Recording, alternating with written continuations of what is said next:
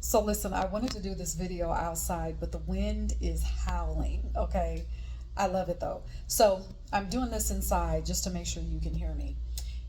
And this is for, I believe, this is for anyone, regardless of how long you have been making spirituality the backbone of your life, no matter how long that you have been practicing your spiritual technology. It is important to keep confidence in your magic. Keep confidence in your practice. Stay confident on your path. This confidence goes beyond believing that you're confident. It even goes beyond feeling confident. You have to know. You have to know. What am I talking about? Know what? When you are speaking, whether you are doing, it really doesn't matter the working that you're doing, but when you are speaking your intention, whether you are using tools or whether you are just using your frequency, whether your vessel is what you have, is what you're working with. It doesn't matter if you're out in nature, if you have your feet in the soil, if you are doing a working by a body of water or by a tree. Full moon, waxy moon, waning moon, does not matter. All right. Confidence is your magic. Okay. And the reason why I'm saying this is because we're grounded enough to know that we are on this physical plane. Okay. And we have emotions. We deal with the intricacies of life and the details of life, all right? But it's the way in which we handle them that tells us whether or not we are in our spiritual bag or not, okay? And I want to say that differently. The way that we handle it is where we can infuse our spiritual technology, and that is when we infuse our spiritual abilities, okay? And so oftentimes, yes, many times the way that we deal with things is different from a person or from people who are not conscious of their spiritual technology. Okay? And so going back to confidence, the reason why I am stressing and emphasize that confidence has to be with you is because, and this ties into the our humanness and our physicalness. Even when we've done workings or a working, and we start to see things unfold based on our intention. Things have unfolded based on our intention. You will have thoughts that will still come up that will say, well, maybe what I'm seeing is not the result of my work. Or maybe it's just a coincidence. Or maybe because this is unfolding in a way that I didn't think it would, maybe I did something wrong. And I want you to take a step back. I want you to pay attention to those thoughts. Why are those thoughts coming up? Did you have doubt when you went into the working? And you may or may not have. Just because those thoughts come up doesn't mean that you went into the working with doubt, okay? Sometimes it just happens. But and there's nothing wrong if those thoughts come up. When those thoughts come up, what are you going to do about it? Are you going to feed into them? Or are you going to allow this knowing, this confidence that you have that says, well, no, I see the thought coming up, but no, that is the result. My work is working. My intention, I set my intention, and my intention is exactly what I'm seeing. Even though the method, the how, the way it is unfolding is not what I thought, but the result is resulting. Okay? Whether you've done this for yourself or someone else. And to give you an example, I'm bringing this up because I have an example in real time.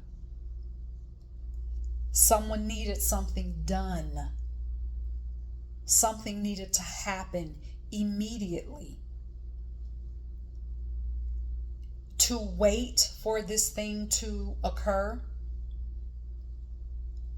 could have had a negative impact on this individual's physical health, not in a few individuals' health. Okay, so this thing needed to take place now.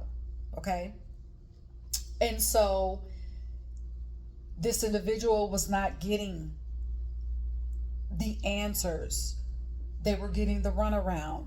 They were getting a lot of I don't knows. There were a lot of I don't knows, and I'm not going to find out anything. Again, these are some challenges that we face in just everyday life. Okay? And so I'm talking to this individual, and while I'm talking, I'm thinking, oh, this shit is ridiculous. What are they doing? They should be giving you more answers. And so I hung up the phone. The conversation was done. And it took me about 2 minutes of that. Oh, this is ridiculous. I feel angry. What can I do? And I had to stop and say, wait a minute. Are you not magical? Are you not in the place that you're conscious of your own spiritual technology? Haven't you been doing work for yourself? You can do something. So I did a spell that would knock out every block, and that ultimately, I'll just give you a short version, knock out all the blocks and the obstacles, and that would ultimately speed up so that this person can have what they needed. Okay? Did I tell this individual what I was doing? No. But I know that my words are complete, and that what I say never returns to me incomplete. And so that was done, and I left it alone. And while I was saying that and speaking that as my spell, did I still feel the irritation? Yes. Did I still feel I was almost to the point where I was feeling angry for that person's situation as well, because it was annoying. There was no reason for it. All of that, I felt all of that. I didn't ignore it and pretend like it wasn't there, but I allowed my spiritual technology and what I'm working with to take over. I allowed the alchemist to come forward.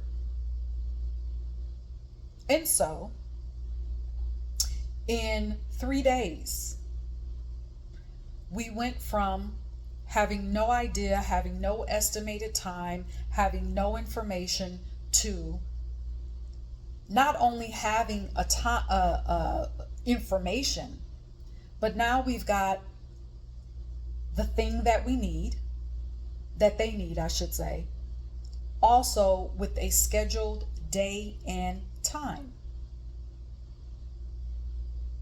sooner than what was expected. So, with that happening, with me finding out that information, the thoughts say, oh, well, that was just coincidence. It was probably going to happen anyway. Okay. Fine. I just know it happened. I know what I said. I know what my intention was. Did the avenue that it came through, was that expected? No. But the avenue I was not concerned with. My intention was that it was going to be easy and quick and sure. And those were the three things that I was concerned with. And the reason I didn't tell this individual, first of all, they don't. They have, we'll just say they're not, they wouldn't be walking around with a snake tattooed on their arm. I'll put it that way, okay? Now, what this did was, sometimes you can be so close to a situation where the option and the solution can be right in front of you and be so easy where you miss it. And in a sense, that was the case in this situation. The option was right there for them. Another option was right there. But again, when you get so close to a situation, you can't see it. So perhaps the spell that I did, it allowed that option to present itself. It allowed, and not just the option to present itself, but it allowed that person to see the option. It also helped me to suggest certain things. And I'm not putting the highlight on me. I'm just telling you in general. With your work that you're doing, there is a knowing that you must have, so that when you start to see the results, or when the results happen, that you don't allow thoughts to come in and tell you otherwise. What you're seeing is your work working. And it is good for you to say, oh yeah, this is working. That's not arrogance, that's confidence. And you need that in your spiritual practice. Otherwise, what are you doing? You can do things like everybody else. Do things like everybody else walking around, not conscious of what they carry. You've done that. You know what that looks like. I know what that looks like. And it is very unfucking magical. Okay? So, let this be a reminder to you. Stay confident. Be confident. When you see your work working, say, yes, it is working. And one last thing. This is another reason why it's important for you to write out your workings. Write out what you did. Write out what you used. Write out what tools you used. Write out if you're working, for example, with the moon phase. Write out the moon phase if that helps you. Create your own grimoire, so you can go back and study what you did, so that you can study yourself. Then okay, I know I said that was one last thing, but here's one last thing. You have to look at your spiritual technology and your spiritual practice as a study. I'm always a student. Why am I saying that you have to look at it as a study? Because it's a practice, and it's always expanding. Always expanding. So, stay confident. If thoughts come up that tells you, oh no, this is a coincidence. Look at how it's happening. This doesn't make sense. Let the thoughts be there, but let your confidence override it. Write your stuff down. Create your grimoire. Become your own study so that you can expand. Let me know what your takeaways are in the comments, and let me know if you have any questions.